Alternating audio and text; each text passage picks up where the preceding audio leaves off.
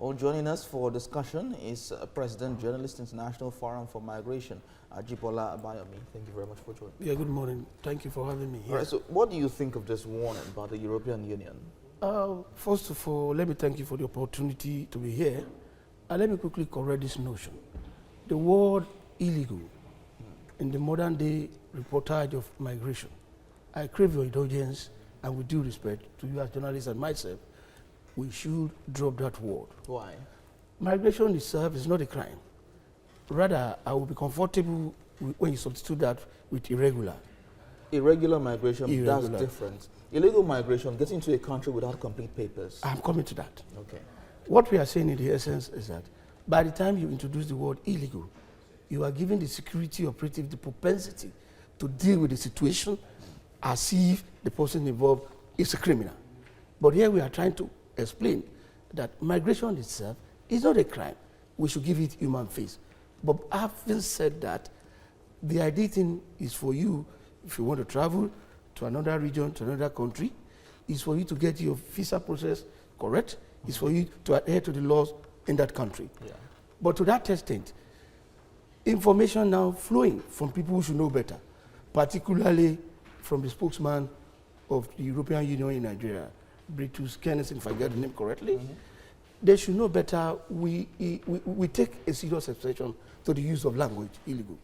We rather accept regular and irregular migration. We are not in support of irregular migration. It is for you if you want to travel, like I said earlier, to any country of your choice, to abide by the visa process, to get your papers correctly. Okay, so but however, right. So, what best approach now, seeing your stance in the demarcation, the irregular and the legal categories of migrants? What's your stance for this crop of Nigerians whom the EU is now getting very uncomfortable with? The reality is that it's a didactic for us. It's a lesson. It's a wake-up call. How did we get to where we are? It has almost become a cliche everywhere. How did we get to this level? The bottom line is that Nigeria government, Nigerians, we must speed up the process of creating opportunities for people back home. Why are they in you? They are in search of greener pastures. And the reality is also a lot of things are involved. Human trafficking, criminality and all that. If our people, but I have been thinking about this. How do we lose the momentum? In 1980s or thereabout, you have the Malians, you have the Ghanaians, you have all sorts of citizens of other countries converging in Nigeria. Nigeria became a sort of economic hub. Now we are among the tide have changed. It is for us to go back to the drawing board that we kept referring to get things right. This economy must be redistributed. We must pay attention to empowerment of our people. Again, traveling abroad for us at the level of Journalists International Forum for Migration, we are preaching that you must not see traveling outside the shores of Nigeria as desperation. Rather, you should look at it as an aspiration. Because I was getting to that now, to know your mindset now for Nigerians who, seeing as these routes they are taking are very perilous, disregarding the risks, they still go on to take these very hazardous journeys. Yes, like I've said, you cannot just quantify the, how do I call it, the psyche of those who have chosen to go to travel to Europe, either through the Mediterranean Sea, either through the desert. It's unthinkable what people go through. But like I said, for a man, for a youth, for a woman, to so determine that rather than dying of hunger in Nigeria, I should rather take my destiny elsewhere. All right. The bottom line is that there is lack of opportunity, limited employment, which we must address. All right, so we'll leave it at this time, but the conversation will continue. Ajibola Abayomi, thank you very much for talking to us. Thanks so much. Joining us this discussion is President, Journalist International Forum for Migration, Ajibola Abayomi. Thank you very much for joining us. Thank you for having me. Thank you. Now, the European Union says it can impose restrictive visas implementation rules on Nigeria if it fails to play its part in the return and readmission of its nationals staying illegally in the EU. What's your take on this point?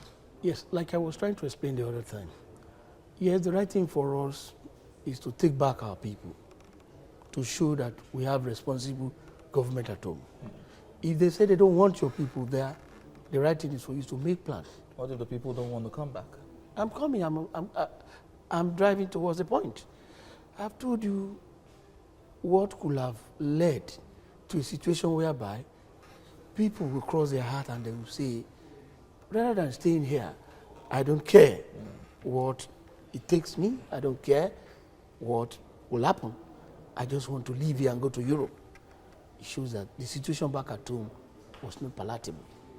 So for us, it is right for government now to play a critical role by ensuring that if those people, because ultimately, the European Union government, they are telling us that they are going to repatriate our people. They are going to be deported. It's for us to make preparation. But again, you also ask, if you are not making adequate preparation for those at home, how are you going to go about it?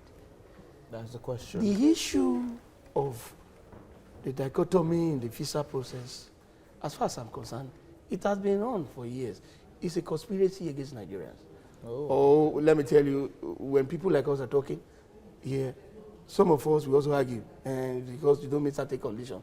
For long, they've crossed their mind that they don't want you to cross that path. But how would you juxtapose that in the light of allegations, quote and unquote now, of the kind of criminal network of Nigerians in Europe, which the EU is also taking a stance on?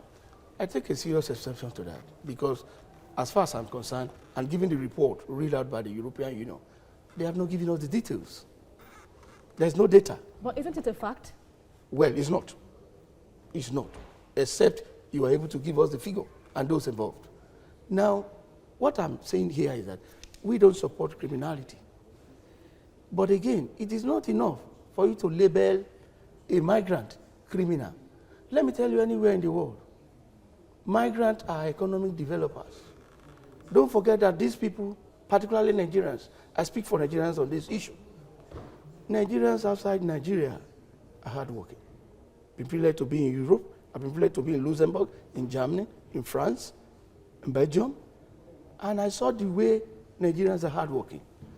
If you are now saying our people are constituting nuisance, well, the right thing is that those that don't have papers, because we are talking of an environment where they take serious zero when it tolerance. comes to regularization of your status. Now, then again, if you look at what the international law and the international community is pushing, is that migrants that are irregular, give them an opportunity to correct their status. So why are they not also allowing these people to go into the system and regularize their status? In the light of all of this now, Yeah. this is coming after the US have put some restrictions on their visas for Nigeria. How does the international community now view Nigeria? That is what I'm trying to reject as a Nigerian. That you don't say because you have economic challenges in your country which you don't want to own up to, and you are not blackmailing us. Let me tell you, as of today, according to United Nations data, we have 272 million migrants across the world. Out of this whole lot, Nigerians did not rank among the first 10 nations. That's the truth. The Mexico, China, and India, they have the largest population of people. And again, I also know from the data available, 50% or 51% of these migrants, they think towards US. Whereas we have Germany and Saudi Arabia controlling about 130 million each. So, but in all of this, the lesson for us as a nation, the lesson for us as a people, is to see how we can create opportunities for our people. All right, on that note, we will end it at this point, but the conversation will continue. Thank you very much for talking to us, Ajibola Abayomi. Thank you so much. Well, joining us for this discussion is the President, Journalist International Forum for Migration, Ajibola Abayomi. Thank you so much. It's good to be here again. Okay, so looking at all of this now, what measures should government put in place to revert this? Yeah, it is good that what they are complaining about, that we also meet it. Show responsible governance. That's just about it. But beyond all of this, well, I could see that you people are already sink into this illegal terminology.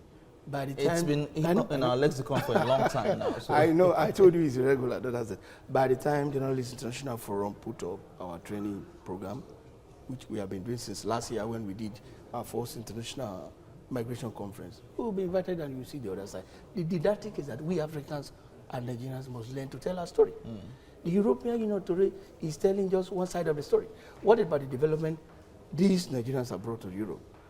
Give them opportunity to regularize their status. Yes, quick one. What is government doing? Or what should government do? Like I said, our government, first of all, must be responsible to its citizens. Create opportunities. I've told you, how did we lose it? How did we lost it? In the 80s, you will recollect, Ghanaians have flocked into our country. Malians, the Europeans, name it, all sorts of color came to Nigeria to street dinner pastors.